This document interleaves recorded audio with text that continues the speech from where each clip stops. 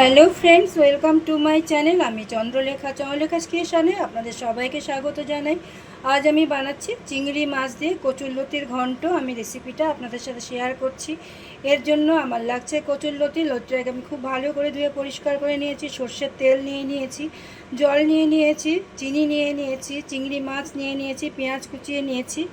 এখানে আমি কাঁচা লঙ্কা নিয়ে নিয়েছি, টমেটো নিয়ে নিয়েছি, পোস্ত বাটা নিয়ে নিয়েছি। এখানে আমি লবণ নিয়ে নিয়েছি, হলুদ নিয়ে নিয়েছি, কাশ্মীরি লাল লঙ্কার গুঁড়ো নিয়েছি, শুকনো লঙ্কা বেটে নিয়ে নিয়েছি।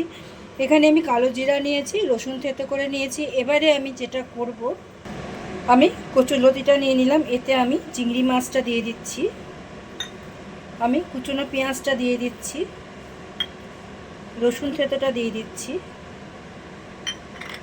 টমেটোটা দিয়ে দিচ্ছি, পোস্ত বাটাটা দিয়ে দিচ্ছি। আপনারা চাইলে সর্ষে বাটাও দিতে পারেন। পরিমাণ মতো লবণ দিয়ে দিচ্ছি, লবণটা কিন্তু একটু কমই দেব। হলুদ দিয়ে দিলাম, কাশ্মীরি লাল লঙ্কার গুঁড়োটা দিয়ে দিলাম। এবারে আমি কিছুটা পরিমাণে সর্ষের তেল দিয়ে দিচ্ছি, সর্ষের তেলটা কিন্তু একটু বেশি যাবে। এবারে আমি খুব ভালো করে মাখিয়ে নিচ্ছি।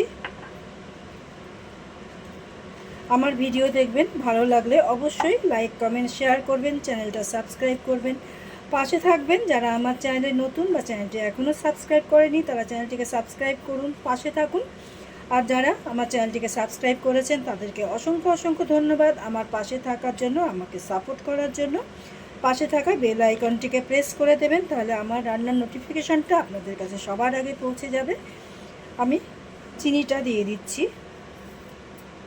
এবারে আমি খুব ভালো করে একটু মাখিয়ে নিচ্ছি। এবারে আমি শুকনো লঙ্কা বাটাটা দিয়ে দিচ্ছি, কাঁচা লঙ্কাটা দিয়ে দিচ্ছি, সামান্য একটু মশলার বাটি ধুয়ে জল দিয়ে দিচ্ছি। আমি কিন্তু আর কোনো জল দেব না।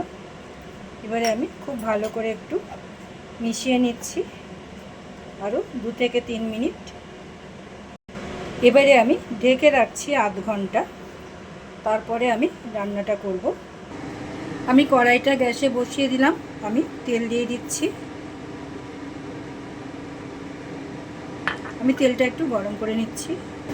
তেল কিন্তু গরম হয়ে গেছে। এবারে আমি কালো জিরাটা দিয়ে দিচ্ছি, আমি একটু নেড়ে নিচ্ছি। এবারে আমি কচুরলতিটা দিয়ে দিচ্ছি, ম্যারিনেট করা।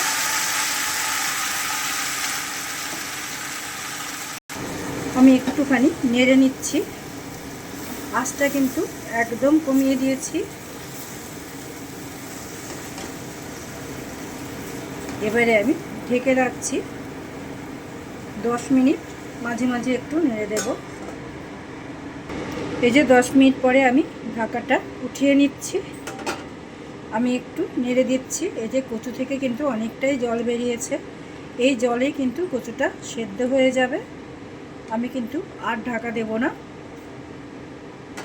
আমি আরও 10 থেকে 15 মিনিট খুব ভালো করে কষিয়ে নিব, যতক্ষণ জলটা শুকিয়ে না যাচ্ছে। কালারটা কিন্তু অসাধারণ হয়েছে, এভাবে একবার অবশ্যই করে দেখবেন। গরম ভাতে কিন্তু একেবারে জমে ক্ষীর হয়ে যাবে। এই যে আমার কচুটা কিন্তু অনেকটাই সেদ্ধ হয়ে এসছে, আমি আরও 10 মিনিট একটু কষিয়ে নেব। এই যে তৈরি আমার চিংড়ি মাছ দিয়ে কচুরলতির ঘন্ট। একবার অবশ্যই এভাবে ট্রাই করে দেখবেন। আমি গ্যাসটা অফ করে দিচ্ছি, আমি দেখিয়ে দিচ্ছি কচুটা কিন্তু একদম সেদ্ধ হয়ে গেছে। এই যে একদমই সেদ্ধ হয়ে গেছে। আমি গ্যাসটা অফ করে দিলাম, আমি 2 মিনিট একটু ঢেকে রাখছি, তারপরে আমি গরম ভাতে পরিবেশন করব। এই যে তৈরি আমার চিংড়ি মাছ দিয়ে কচুরলতির ঘন্ট। অবশ্যই একবার এভাবে ট্রাই করে দেখবেন, আশা রাখি ভালো লাগবে। Thank you for watching my video. সবাই খুব ভালো থাকুন, সুস্থ থাকুন, সাবধানে থাকুন। আবার দেখা হচ্ছে পরে কোনো নতুন ভিডিও নিয়ে, ততক্ষণ সবাই খুব ভালো থাকুন। টাটা।